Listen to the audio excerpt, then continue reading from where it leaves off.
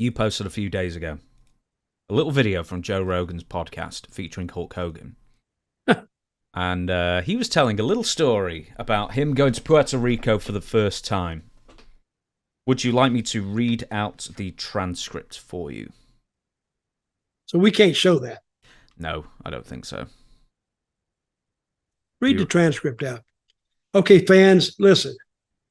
He's going to read it out, and just imagine Hulk sitting there with this bandana on, his little trimmed mustache, and he's talking. Well, let me tell you, brother.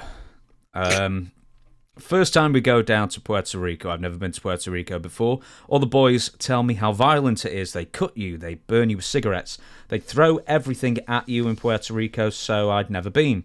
I didn't need to go, but now Vince McMahon wants to go down to Puerto Rico. And Carlos Colon had the territory there for like 30, 40 years, so here we come, and I go rolling down to Puerto Rico with Cyndi Lauper with me, right? So I go down to Puerto Rico, and we have the match, and we saw the stadium. Me and Macho Man get back to the room, and we go walk in his room, and his room is trashed. His room is trashed, and so all of a sudden I go, oh my God, I'm going to go to my room. So all of a sudden I go to my room, and I don't want to say the guy's name, but when I open the door, he's sitting there. And because he's still really active, and he's sitting there with a gun, he said, if you ever come back here again, Puerto Rico, I'm assuming, maybe not his hotel room, I'm going to kill you. Okay, I was going back to Tampa. I hauled ass to the airport. I got on an Eastern Airlines flight, the last one out of town. I flew to LA. I was supposed to be going home to Tampa. About 4 months later, Bruiser Brody goes down there, has a little argument. The booker calls him into the shower, cuts his throat and kills him.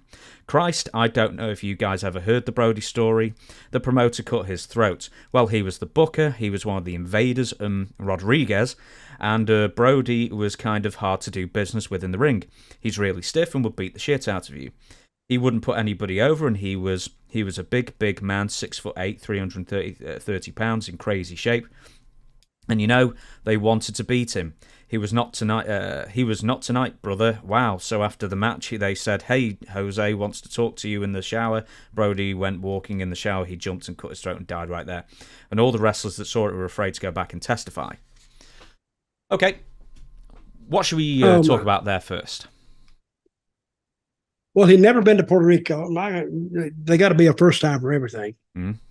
He said he had a match with Macho Man. Was that what he? And they sold it out. No, he said he went back to the hotel with Macho Man. He actually wrestled that night at Big John Studd. And he said they sold out. They didn't sell out. No, I don't. He said he had 2,500 people there, but this is an outdoor stadium.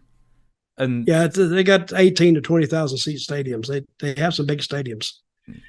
And he says he went back to his room, and he went to Savage's room first, and it was trash. Mm-hmm. First of all, who trashed the room? I mean, if somebody's wanting to kill you and wanting to make a point, they're going to trash your room. Just call housekeeping, tell them to come up and straighten it up again, because I'm sure they were in a nice hotel.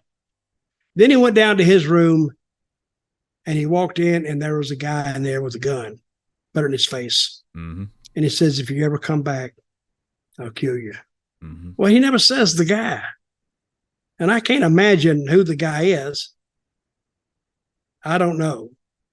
And then it scared him so bad, he went to the airport and took the last flight out to Los Angeles, I guess, which is possible, I guess, because I used to live in an apartment close to the airport.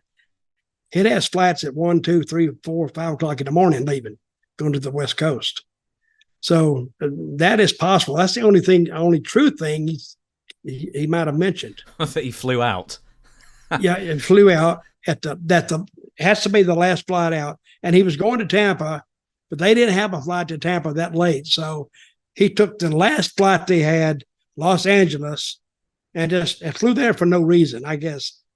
Why did he fly? He never says why he flew to L.A. Just to escape the man with the golden gun in his hotel room. I guess. And then he mentions Carlos Colon owning the territory 30, 40 years. No, the territory was only it was a young territory then. It was like 12 years. Exactly. It'd been in business. And he gets it all wrong. What else does he say down there? He flies out. And then a couple of months later, that's when Bruiser Brody came in and they wanted him to do something. He said, no, not tonight, brother. I don't think he'd say that. But Brody was difficult to do business with. And I don't blame him. If you come in just to put a guy over, where's your next match going to be with? You going to do something with me? We're going to continue this or what? And the reason those big Japan guys came to Puerto Rico, Abdullah, he owned a part of it. So did Gorilla Monsoon. They paid him well. They had to pay him well or they wouldn't go. And the reason Brody wouldn't put anybody over, because that would be recorded and they could send that to Japan and anybody could play that video.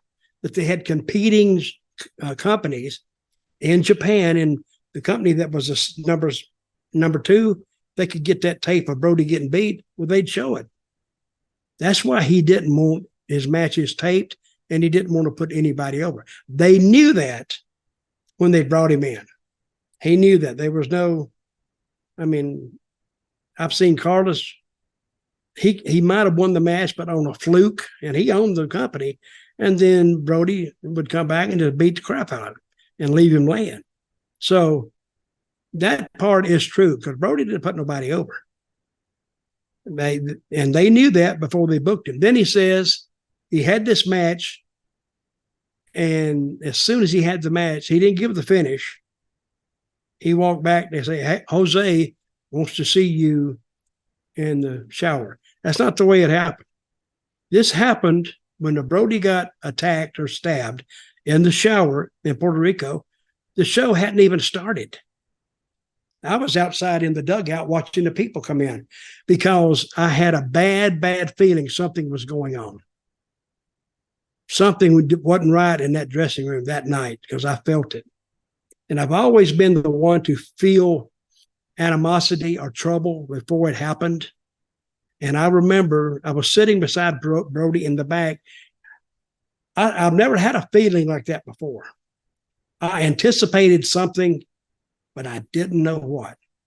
Now the people say, well, Dutch is just making sure. No, I didn't. I couldn't even sit in the dressing room anymore.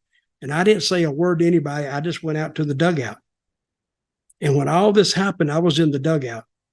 Then I got back and there's Brody laying on the floor. And his throat was not cut. He was stabbed once here that I remember in the chest and once in the gut. And some of his hair was cut off because he tried to cut him on the back. And then the story goes from there. Brody died. And then about all the people were afraid to go back and testify. No. I've said before, my subpoena for the trial came in the day after they held it. Because I looked at the date on the letter, and it was mailed 10 days before the trial, but the mail was so slow, it had just got to me where I was. So when they had the trial, I already knew the verdict because it had already hit the websites.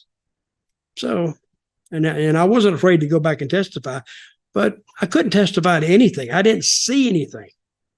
I just know that Invader took a knife in that shower, and they had only two men know what happened in that shower. One of them's not talking, and one of them is dead. So make it what you will. But I do believe I thought about this a long time. I've actually thought about this over 30 years since it's happened.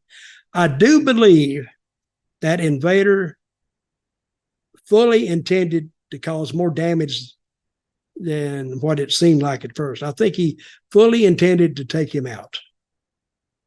I think I don't want to go as far as that I think he wanted to kill him, but that's what he did.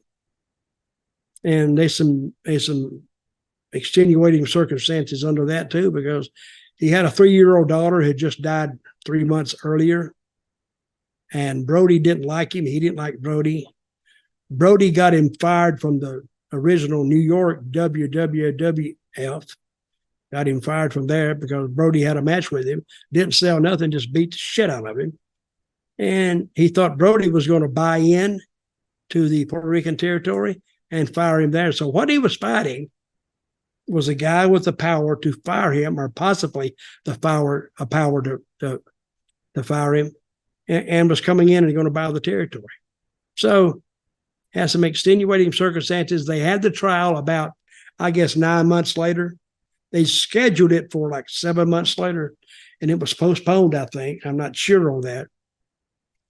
And but if you look at the trial, here you got on TV, people watching TV, and they see the invader. Well, they only remember the invader underneath the mask and what a big star he was, because he was a big star. And then they saw Brody, who had been portrayed on TV as a psychopath. And these were the jurors that are going to judge you. And this psychopathic American, Brody, come in, and all Invader was doing was defending himself. So basically, Brody became a victim of the judicial system by proxy, because the people looked at Brody, and they'd always show Brody in these crazy scenes. He's out in the crowd. He's beating up Abdullah. He's bleeding all over the place. So after watching this for about 4 years or 5 years maybe, they really believed that Brody was crazy. So you're going to take a crazy man attacking almost a hero in Puerto Rico, because he was somewhat of an hero, somewhat of an idiot too. But I heard the invader speak Spanish and English on interviews.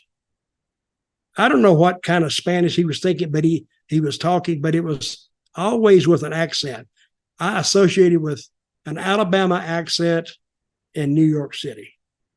You could tell where he was from just by his accent. So, and he was found not guilty. And somebody wrote me, said they need to reopen the case. They can't reopen the case. Case is closed, period. Mm-hmm. And I did try to get some information about the trial about a year after the trial happened. It all disappeared. Nobody knows where it went, and nobody can find it. So the mystery is, did he intend to kill him when he took him in the shower and asked him a question?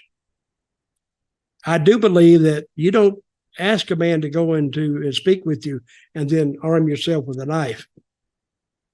So what's the truth? I don't know the truth. I just have opinion. So that's the story. A couple of things I want to pick up on you just very briefly. You mentioned you heard the news through websites, but there were no websites then. So I imagine someone called you with the trial verdict, or do you remember how you heard? I'm trying to think how I did hear. I do remember that I'm in Birmingham, Alabama. It probably was a phone call. And I can't remember who called me. But, and I think maybe it was a Tuesday. They had that trial on, it was only like an hour trial. Very, very short. So, and he was, but anyway, I probably did hear it by telephone. I think. I don't know. I can't, but I got my letter the next day. I'm saying it was a Tuesday, and I looked at the date it was sent. It was sent 10 days earlier, because the mail was notoriously slow in Puerto Rico. So there's one more thing you said. Only 2 people knew, and one of them's not talking, and the other one has died. But there was apparently, according to Hulk Hogan, 3 people, because there was Jose Gonzalez, Bruiser Brody, and the mysterious man called Rodriguez, which sort of takes us to Hogan's... Wait a minute, Rodriguez? Yes. He got Jose Gonzalez's name wrong. So he went, yeah, old Rodriguez took... Yeah. Anyway, so let me go through the things that Hulk Hogan gets wrong. Mm-hmm. WWC, the World Wrestling Council. You want me to tell you if it's wrong or not? Or are you going to say it? Well, I'll say something, you confirm it for me then. WWC was founded in 1973, not 30 or 40 years ago.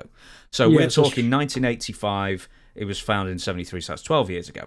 Cyndi Lauper was not at the show. Or if she was, she certainly wasn't accompanying Hulk Hogan. Why Cyndi Lauper would be there anyway, I have no idea. Now, so this happened. This match happened. This event happened in Hulk Hogan's mind. October 19th, 1985. He says 4 months later, Brody has an argument with so-and-so. No. 2.5 years later. The booker, quote-unquote, Rodriguez, is actually Jose Gonzalez, and as you said, cuts his throat, which he didn't. Shoulder, gut, and hair cutting as well, as you mentioned. Also, it needs to be mentioned that Brody didn't die right there. He was alive for quite a few hours afterwards. He died in the hospital. And he also said all the wrestlers were afraid to testify. Well, we know for a fact that's not true because our guest we had a couple of months ago, Savio Vega, actually testified. And he gave us a first-hand account of how it was just a total kangaroo court, and he knew he wasn't going to be listened to or taken seriously, and they'd already made up their mind before they even got anyone on the stand. Now, Hogan did actually go to Puerto Rico and wrestle Big John Studd on the date I gave. Obviously, the main event, that was the main event, but in Puerto Rico, the main event doesn't go on last. It goes on somewhere in the middle of the card, essentially. So, for various reasons, including the health of the performers, I suggest. And you've definitely said, this was in Hiram Bithorn Stadium. Bithorn, excuse me. I never found out who that guy was. I think a baseball player or something. I'll Google that in a minute. So it got hit with a rainstorm in the middle of the Hulk Hogan John Studd main event, and then the following matches: the Killer Bees versus Mike Sharp and Barrio, Tito Santana versus Randy Savage, and Pedro Morales versus the Spoiler, who we mentioned earlier, in fact. They all became sort of comedy knockabout, sort of hilarious matches where they just kept falling over every 4 seconds because there was a rainstorm happening and the ring got wet. The ring only like 2 feet above ground level as well. It's a really odd ring they had. Gorilla Monsoon was calling the matches under a plastic sheet because he was at ringside. And there was... Okay, let me give you the explanation as to why the WWF didn't go back to Puerto Rico rather than a mysterious man with a gun pointing at Hulk Hogan's head. The weather was terrible, and it was a crappy show with only reportedly 1,200 people. I think maybe some more, but not that many more. But they didn't sell many tickets. It's far away, and the World Wrestling Council was already there as the incumbent promotion, and surely that's got to be the more likely explanation. You're saying you're trying to explain why they didn't draw any money? I'm trying to explain why they didn't go back. It's because they drew a shitty house and the rain washed them out and they probably just never wanted to go back anyway. Well, so you've already talked about the guy in the room, right? That pointed the gun at Hogan, which never happened. I never heard a word about that. Well, that's the big thing. Did you never hear? Right, so no one's ever said... I never heard these things. Yeah. I never heard this stuff. So I'm saying Hogan is getting up there talking out of school on things that didn't happen. And I'm not calling him out for what he says. I'm talking about this stuff never happened. Not that it would change anything. But Hogan is such a narcissistic, has such a narcissistic attitude. It's all about him. It's all about him. Instead of what actually happened to Brody, it all comes back to, it always comes back to Hogan. Did he have any sympathy for what happened? Did he think they were going to kill him? You know, if I thought somebody was going to kill me, I wouldn't have never went in the first place. So nobody to blame but himself. And none of that stuff happened. So if you're going to tell a story, tell it at least where it's somewhat believable. Now, I was there and I didn't go back and research the show that he was on whenever it was. But I don't remember WWE coming there when I was there. Then I heard later they came and didn't draw a house. Mm-hmm. So, and you said they put Hogan in the middle of the card? Yeah, but essentially the main event. Yeah, well, that's basically what they do in Puerto Rico. Yeah. Because when I was there, me and my partner, we had a lot of heat because they literally hated us. So we would go on fourth. And I asked Carlos one day, I says, I thought it was the stupidest thing in the world. I said, why do you put your main event on fourth? He said, well, you're going to find out. I said, what do you mean? He said, if we put you on, wait to the last to put you on, every Puerto Rican in that stadium, they're drunk. And you're going to have a lot of trouble if we do a screwy finish with you. You can get beat and leave, but don't try to screw any of the Puerto Ricans and leave because they're drunk. And they are really, really hammered. I mean, not all of them, but just the kids. And they, oh yeah, just a 5 or 6 year old kids. But and I've seen them. I mean, just come out of the stands and encircle the infield. And I saw them throwing stuff at Abdullah one night. It looked like a biblical stone killing. What they call that? Stoning. Yeah. Well, yeah, it was bouncing off his head and his back. Come back, his back was cut. His head was cut from that rock. But I'll say one thing about Abdullah, he didn't run from them. He just kept his head low and kept going. And it was very, very dangerous to work down there because they didn't really provide you that much security. Because security, they wasn't paying them nothing. They're not going to take an ass kicking to protect you. They'll stay with you for a while and get you back. But hey, I've had them throw things at me from the other side of the stadium. I would sit in the dugout and I could see it coming, and it would be a rock. And kids would stand outside the stadiums with a box of rocks, and they sell them for a nickel a piece. Mm-hmm. So if you went in, you spent 50 cents, you got some weaponry now. You could throw that. And that's, I used to wear a poncho and a hat. I wore that for a reason. I would put my hat down low and turn my head this way toward the crowd. So anything they threw would bounce off the helmet, some of it. Then I let the poncho drop down, and then that picked up a lot of it. If I hadn't had that, hell, I may have been knocked out. They have thrown everything at me.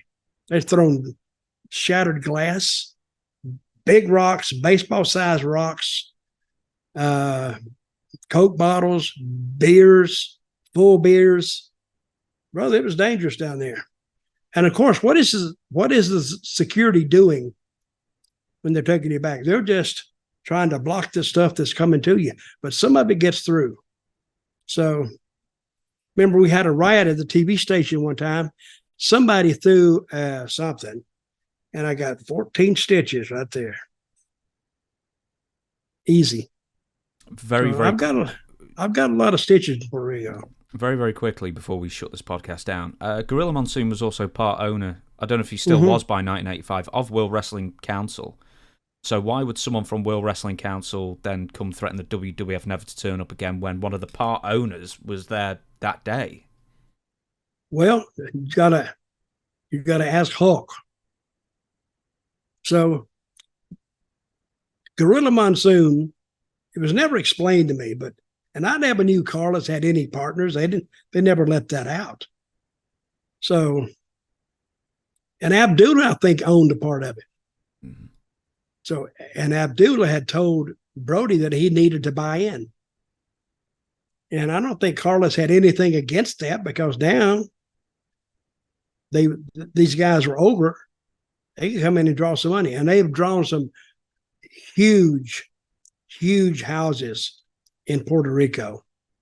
The biggest one I heard was Abdullah and Carlos, those two guys who had battled for years. That's the longest angle I've ever seen in my life. Talking about waiting to tell a story. It's still going on, really. If Carlos could get in the ring and Abdullah could get in the ring, they'd still have a match. Some would be like crap.